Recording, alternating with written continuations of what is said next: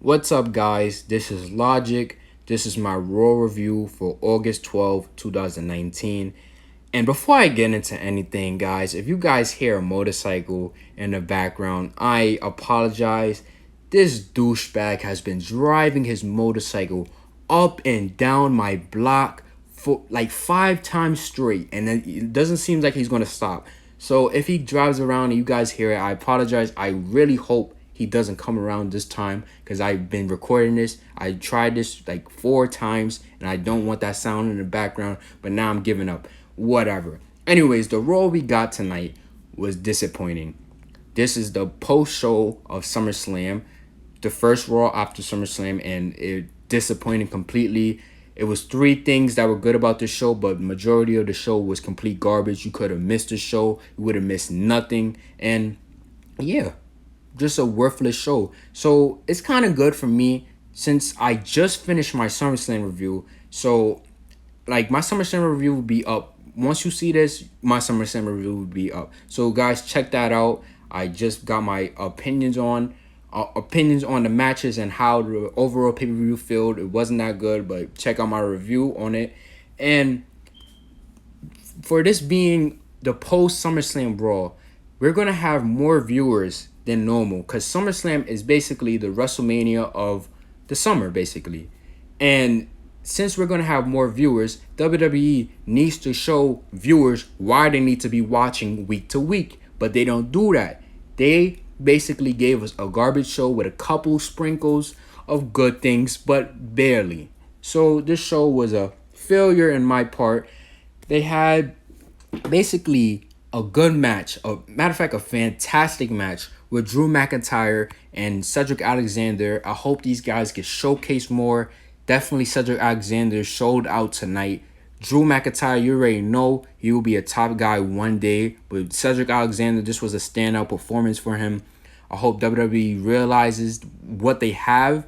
I hope they pushes him to Intercontinental Championship or a United States Championship because he definitely could put on great matches and he's believable in my part.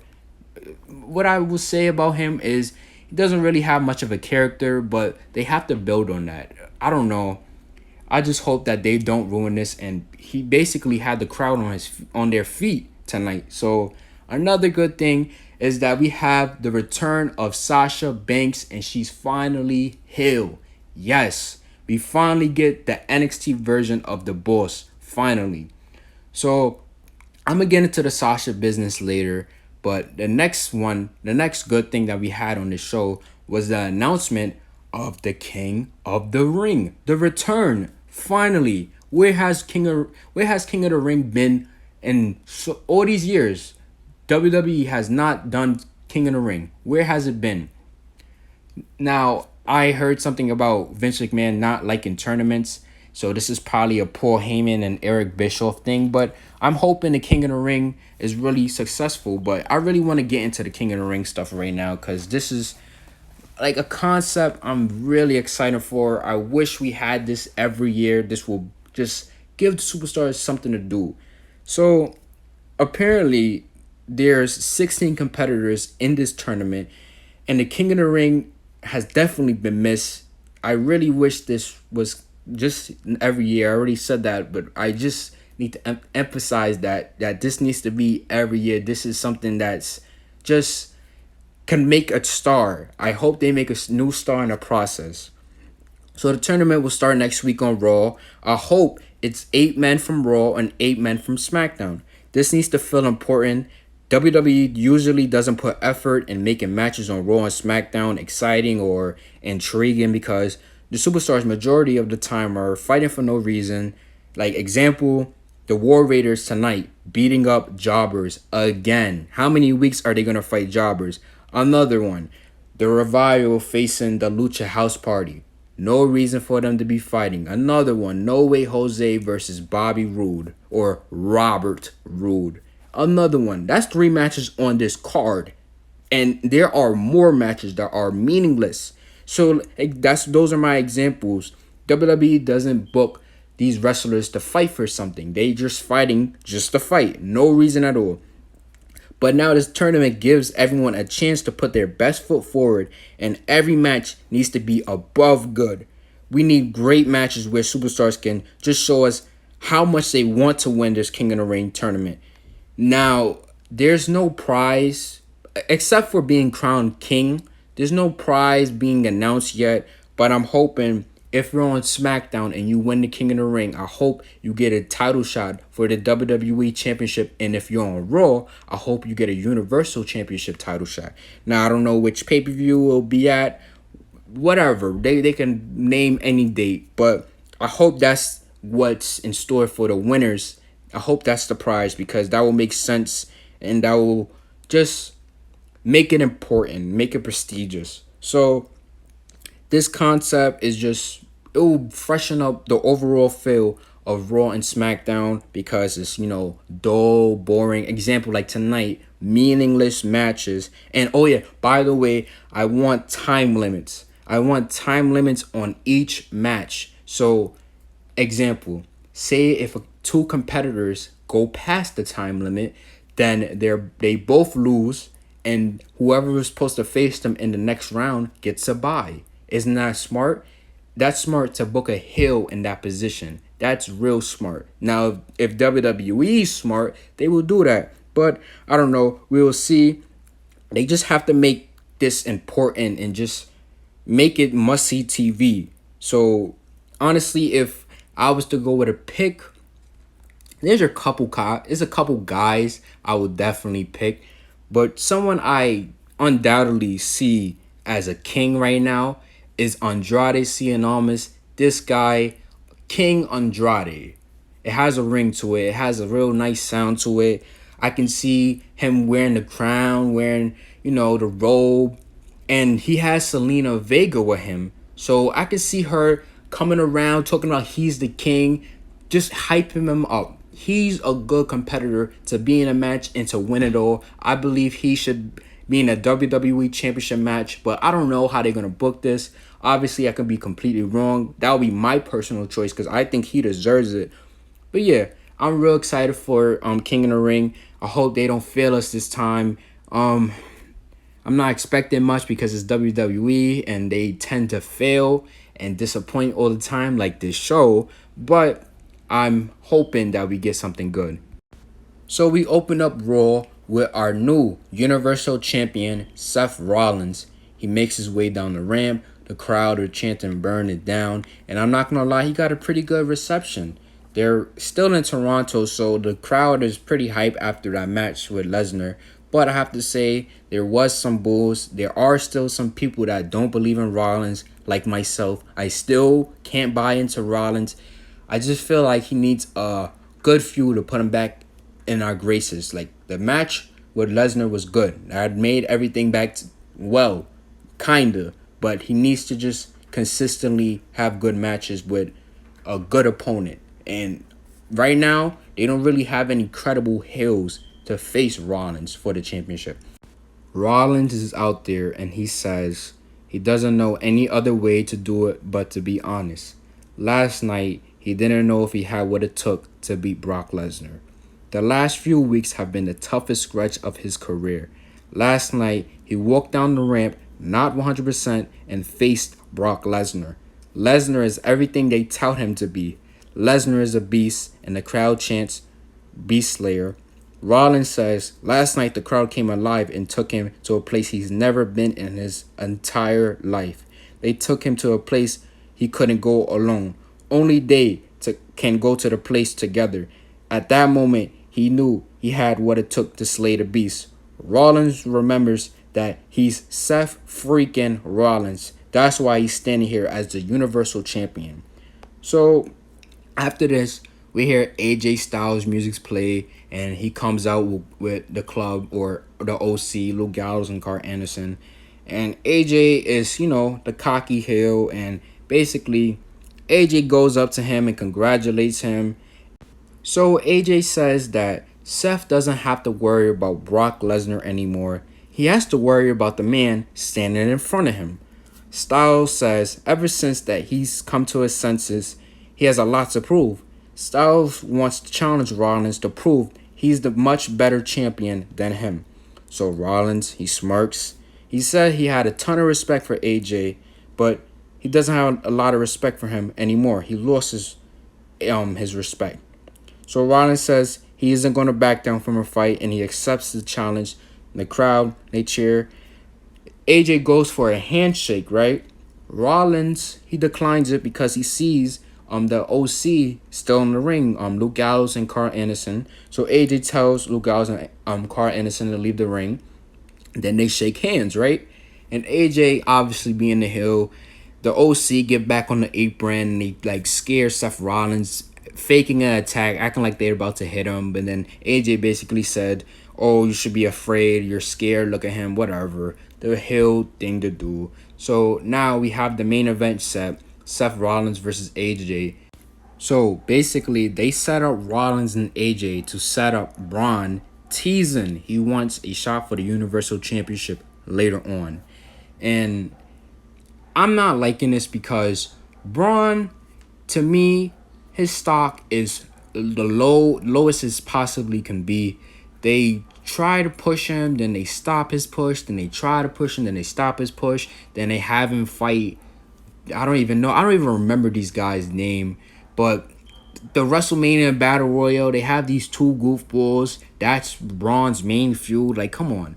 Braun Strowman is just a gimmick. He throws things around, he destroys stuff, and that's it. He's not really the best wrestler. He's still green. But you feel me? It's not, I don't know. I don't see Braun in that title picture because that's what WWE has portrayed. They made him seem like an idiot.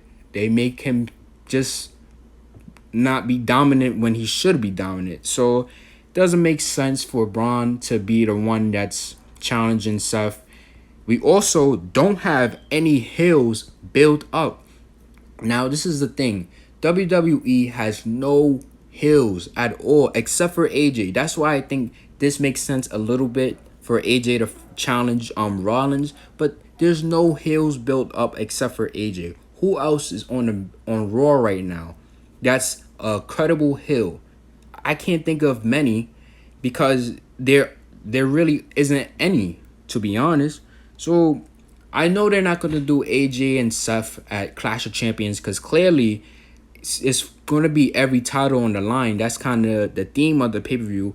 And if that happens, that's going to take AJ out of the mid-card and have the U.S. title have no one to challenge for it. That messes up the divisions. And, like, it just doesn't make sense for AJ to be facing Seth Rollins. We already saw this at Money in the Bank. So there's no reason to have this again. This match, in my opinion, would have been a WrestleMania match. I would have had this match not even happen. This would have been a WrestleMania match, in my opinion, but I don't know. They already gave it away on Money in the Bank, and I know they're not going to give it away again at Clash of Champions. WWE has 5 weeks until Clash of Champions. That's enough time to build a heel up to face Seth Rollins. Unless they're going to go with Braun, which I hope they do not do, they have time to build somebody up. So this is a no-brainer. They need to start now because this week they already messed up. I don't know, maybe Drew, but I don't want to see Drew and Rollins again. We've seen that a lot of times, and Drew's actually, I think he's actually in the King of the Ring tournament, so we need a credible heel. So after this, we see the Street Profits in the back. They're they're like narrators. They're just hype men. They hype NXT takeovers and they hype what's going on Raw. And sometimes I don't even know if they were on SmackDown, but they hype everything that's happening on Raw. I don't know why. They're clearly not getting called up yet. If you watch TakeOver Toronto, they won their match. I actually thought they were going to get called up because we already see them on Raw.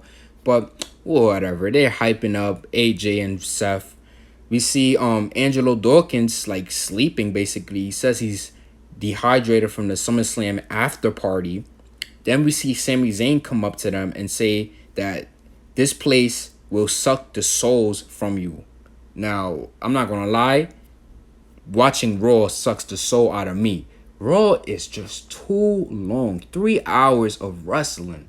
Good Lord. And it's not even good wrestling. It's just to get time going by, just filler. This is what the show was, just straight filler. It's not no pay-per-view, it's not epic matches, it's straight filler. So Sami Zayn is really telling the truth. Zayn says Seth Rollins used to be the architect and gritty, now he's a pandering fool. Becky Lynch used to be real, now she's manufactured. You feel me? So basically, the Street Profits, well, we don't see Samoa Joe, but the Street Profits see Samoa Joe, and Dawkins asks Sami Zayn, what about Samoa Joe? Sami says Samoa Joe used to be King Kong, and now he's worried and crying over Roman Reigns, whatever. Then the camera shows Samoa Joe standing right behind Sami Zayn. Joe says he wants to challenge him for a match so he can prove that he's not Kevin Owens' water boy. Then he shoves him into like production crates or whatever. Yeah, Samoa Joe looked like a face here, but clearly he's not a face because of what happens later. So now we have Samoa Joe versus Sami Zayn. I might not even get into any match because all these matches were just garbage, botches, messing up, just worthless time, or just I don't know how to explain it. Just these matches were not interesting. Some of them were just to fill time. You know what I mean? Maybe I might get into the Alexander and Drew McIntyre match because that's the only fantastic match on the show. That was the best match on the show. But I'm not going to get through any other match. I'm just going to say the result and how it ended because most of these matches were less than 5 minutes. So Samoa Joe versus Sami Zayn. Sami Zayn. Sami Zayn tried to ambush Joe, but Joe basically puts him in a coquina clutch. Zayn taps out. That's it. Sami Zayn is a loser. He's a jobber. Whatever. Joe, he gets on the mics and makes it clear that he forgave Roman Reigns. Pointed the finger at him, and he's not going to forgive the crowd because the crowd, whatever, he doesn't like the crowd, just to basically show that he's still a heel.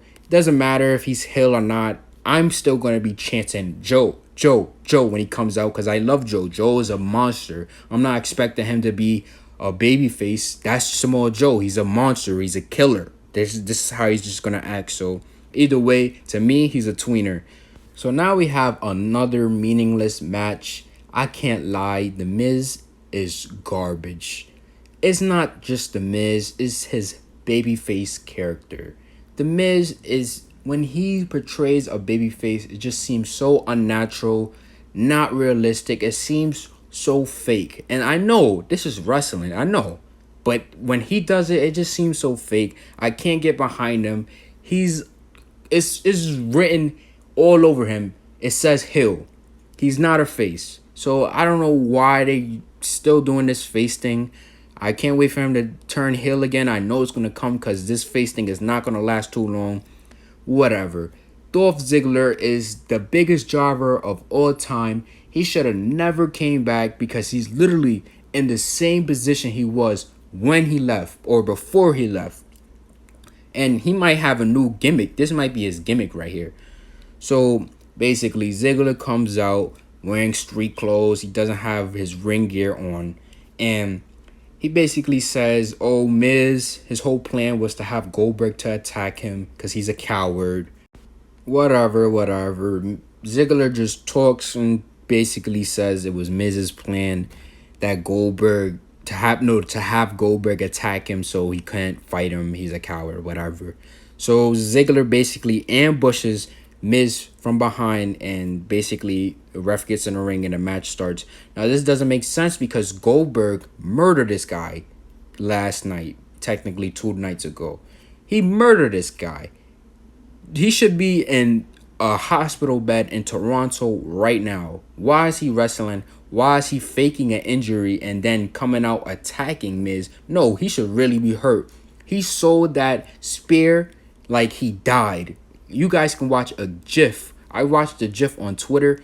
The spear, he sold it so well, but whatever. I'm not even really gonna get into this match. All I gotta say is Dolph Ziggler is the biggest loser of all time, and I don't want him to be. I know Dolph Ziggler is a good wrestler, but they portray him like a loser. Like he's worse than Samoa Joe right now. But basically, Miz gets zigzagged. He kicks out. This is another thing. Everybody kicks out of Dolph Ziggler's zigzag. This guy needs a new finisher. What is he doing? I swear, I don't. The last time he got a zigzag win was when he beat Ali, but that's just to build him up. He doesn't win anything if he's not being built up. Ever. His zigzag never puts anybody away, so he needs a new finisher. Anyways, skull crushing finale. Boom. It's over. I don't even need to get into this match because this match is just garbage. Pointless, not worth my time. So this is Dolph Ziggler's new gimmick. He has done this to Goldberg. He's now doing this to The Miz. If he does it one more time, I'm going to make it official. This is his gimmick, to be a loser. So as Miz obviously just beat him, he's walking away. Ziggler gets a mic again, similar to what Goldberg did. What he did to Goldberg. Ziggler says Miz is a coward. He couldn't beat him at SummerSlam. Miz couldn't beat him fair and square. Miz isn't even the best wrestler in the family. Maurice is. This is just flesh in a wound, just like Sunday. Miz is nothing. So Miz returns to the ring. Dolph Ziggler, like an idiot, is just blabbering, turned around, just talking, just to talk for no reason. He's not even looking at Miz. Miz hits him in the skull crusher finale, just comes up behind him, hits him. Dolph Ziggler is the biggest loser on WWE TV. I don't know why he's even on our TV.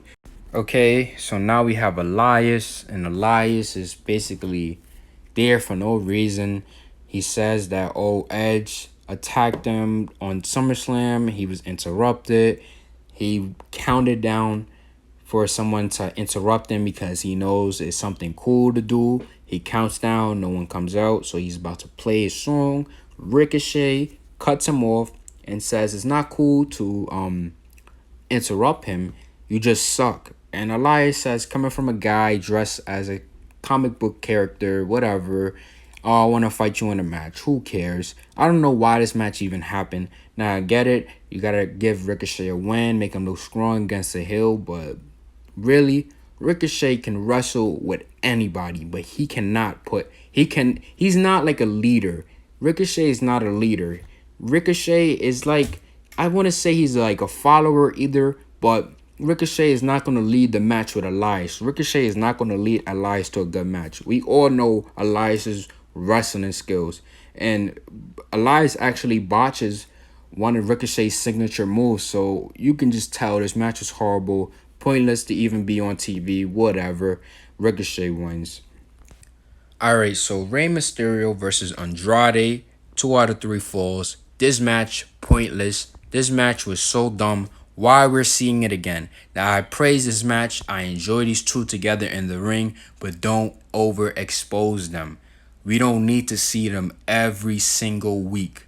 And this was dumb because I actually thought this was just going to be a 2 out of 3 fall so we could go to commercial. No. Rey Mysterio got pinned in 1 minute. Now, it was by a cheating tactic, but still, 1 minute? Really? 1 minute. This match went probably about 6 minutes, and 1 minute, the first fall is already decided. So that's pretty dumb. I don't agree with that. And this is dumb as well. Basically, Andrade has been beating Rey Mysterio over and over and over again. And what is it getting Andrade? Andrade is not getting a title shot and is not elevating him anywhere, really. He's just continuously facing Rey Mysterio. So I feel like this was dumb.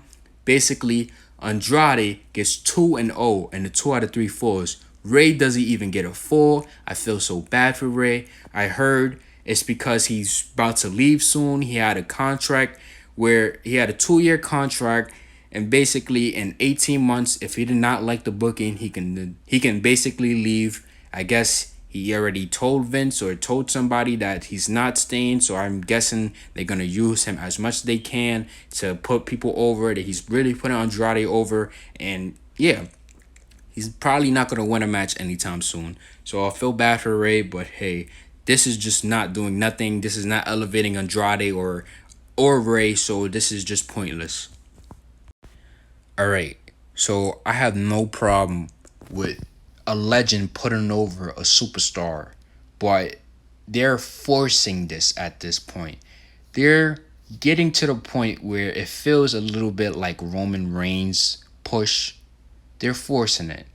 Now, remember when Roman Reigns won the Royal Rumble and The Rock is right next to him? He raises Roman's hand and the crowd boos Roman and The Rock. How couldn't you boo The Rock?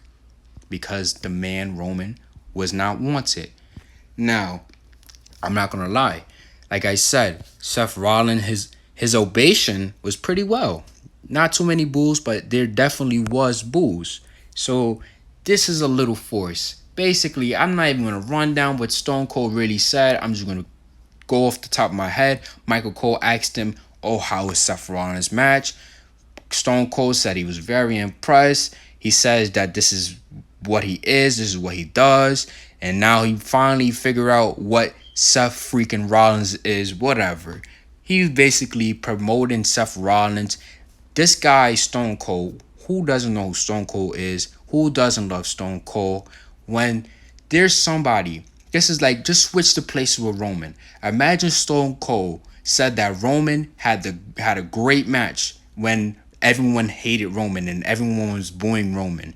Do you think people would eat it up and be like, yeah, I'm going to listen to Stone Cold? Or are they going to say, oh, this is BS? It's BS. Stop forcing this. WWE, you have to stop forcing this. You guys did this with Bret Hart as well. If you watch, Seth was getting booed until Bret got into the picture. So guys, stop this nonsense.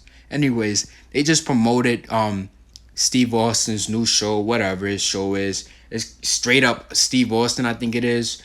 They promoted his show and basically he put over Seth Rollins. But stop with the force putting over. Only put someone over in a match. That's enough. So, or a segment, not via Skype. It was just pointless. So we see Rey Mysterio, and this is a sad backstage moment. Charlie Caruso asks Rey, does he think he met his match in Andrade? And Rey basically just says he has no idea where his career is going, and he has a family to support, and he basically gets emotional and mumbles and just walks away. So then we cut to Street Profits, Montez Ford telling Rey to keep his head up, 619 forever. And he asks Dawkins, right? So Dawkins is already passed out and he's clutching and jugging water. I don't know why, because he's dehydrated, whatever. Let me get into the Street Profits real fast. The Street Profits on NXT TV are awesome. The Street Profits on Raw are a little cringy, I have to say. Now, don't get me wrong. They can cut a promo. They can really cut a promo. But trust me, on NXT and Raw, it's two different people, basically. They're two different people. We finally get to something good on Monday Night Raw. It took so long. So finally, we get to see Cedric Alexander versus Drew McIntyre. Now, I really don't want to go over this whole match, but this match was fantastic. But I do want to point this out. One of the big spots in the match. We had Drew McIntyre, almost 7 feet. I think he's 6'5", 6'6", almost 7 feet tall. Do a Spanish fly with Cedric Alexander off the top rope. Holy shit. What a spot. Wow. These guys can really go. And I'm just wondering, why don't we see matches like this all the time? Like I said, I really want Cedric to get a nice little push now. I hope WWE notices what they have in Cedric. And I just hope that McIntyre and Cedric have better careers going forward because they haven't been doing much anyways. Also, another nice spot that this literally got the whole crowd on their feet. The whole crowd was going crazy after this. Cedric Alexander sold probably one of the greatest Claymore kicks I ever seen. He hit him with the Claymore inside out. Cedric looked like he died from that Claymore kick. But Drew gets the win. Great match. I recommend you guys to watch that match. So I thought Brock Lesnar was here tonight because I seen Paul Heyman go into a locker room that says Brock Lesnar, but clearly he wasn't here because I watched the rest of the show. But I actually thought he was here because why would it say Brock Lesnar and him not being there? It should just say Paul Heyman, but whatever. Brock Lesnar, whatever. So next, before we Paul Heyman had an interview, but before we even get to the interview, we had a match. And this match was pointless. We're back to the meaningless matches. So we have No Way Jose versus Robert / Bobby Roode. Now, this match, pointless. When was the last time you seen Robert or Bobby Roode? I can't even remember. The only reason he's out there is because he's Canadian. I guess they wanted to pop. I don't know if they're trying to make him back babyface, but whatever. I don't really care. They need to make him prominent again if they're gonna use him. If you're gonna use him tonight, I expect to see him either next week or the week after that. Please do not just use him just because we're in Toronto. Another meaningless match. We have the Lucha House Party versus the Revival. What is going on? Why is this match happening? I don't know. Basically, R-Truth comes out. We forget about the match. R-Truth comes out. It's a no contest because he runs in the ring and he has the 24/7 championship. So the Revival, they actually hit a heartache on R-Truth and become dual 24/7 champions. So they're both the champions right now. Kalisto hits a move on both of them, or Dawson, I think. And basically Carmella puts R-Truth on top of Dawson, and now R-Truth is a 24/7 champion again. And we see Drake Maverick looking like a dummy with the papers. I don't what it said. Whatever. Just the papers looking for R-Truth. Who cares? I honestly don't find any of this funny, and it's just, to me, the 24/7 championship is just filler. Anyways, R-Truth goes in the back. They're excited. He says mad names. I'm the 24/7 hardcore European 7-Eleven. Like, he says a whole bunch of junk. Who cares? I don't find that funny at all. So basically, Elias hits him behind with a guitar, pins R-Truth. Now he's the champion. Yippee, Elias, you finally did something. I think R-Truth became a 12-time champion, and Elias is either a 3 or 4-time champion. Who cares? Who's even really counting? But yeah, whatever. Finally, we get to the moment what everyone has been waiting for. We have Natalya come out. Her arm is in the sling, right? She's clearly injured. And what I noticed was that we're in Toronto, we're still in Canada, and Natalya's not getting cheered. She got like no reaction at all. So I guess whatever. So we have Natalya come out basically and say that Becky, she's the better woman. She tapped out. She has dislocated her elbow. She will get an MRI, but she doesn't take back anything she said about Becky Lynch, and they will fight again, whatever. Natalya says she wants to tell a story about her dad, Jim Neidhart, and she basically had a dream, and that he said that he was proud of her, basically. The crowd likes this because obviously everyone likes Neidhart, but guess who cuts her off? Exactly, Sasha Banks. Sasha Banks makes a return. So she fakes this out perfectly. She's smiling. She's hugging kids before she gets in the ring. She comes in the ring and she hugs Natalya, right? To comfort her in this good moment while she's talking about her dad. She like says something to her. She mumbles in her ear. And Sasha basically fakes like she's about to get a microphone. Then she turns around and blindsides Natalya.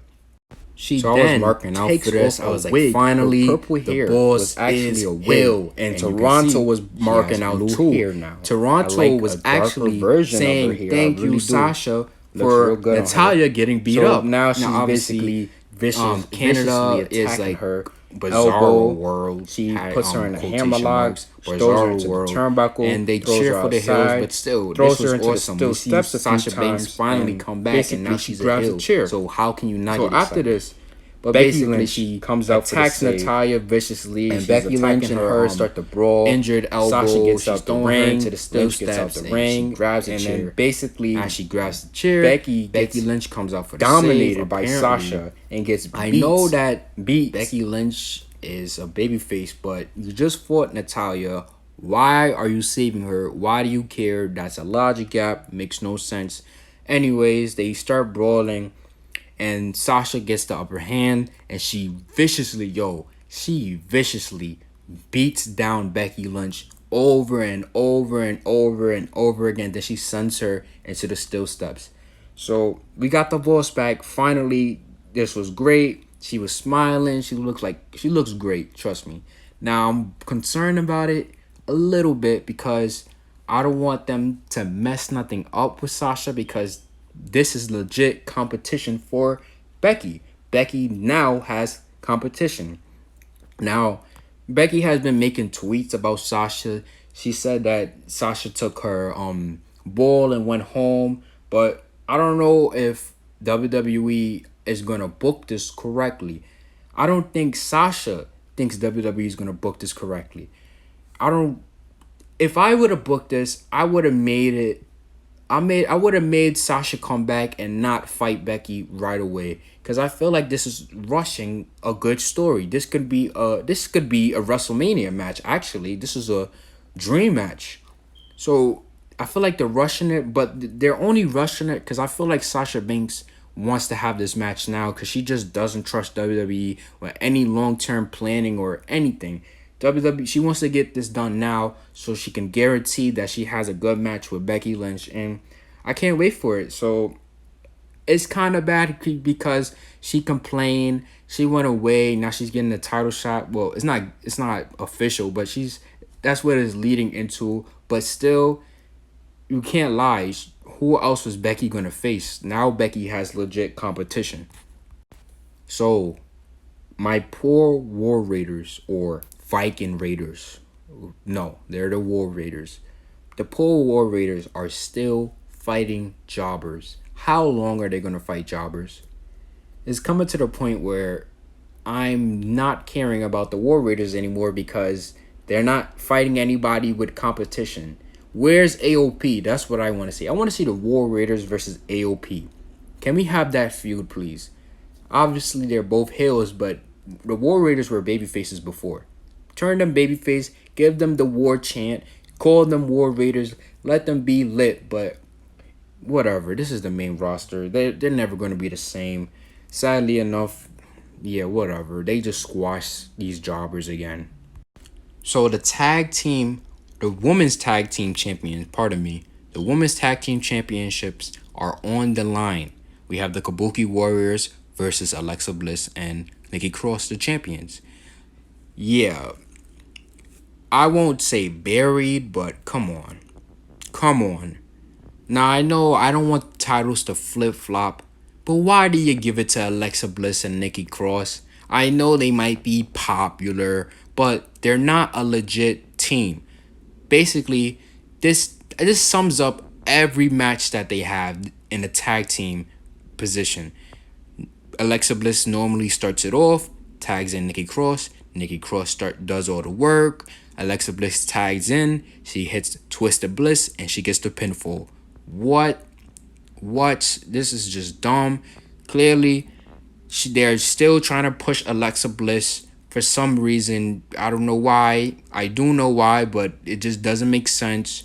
It's pretty dumb. She doesn't do nothing. She doesn't know how to wrestle properly.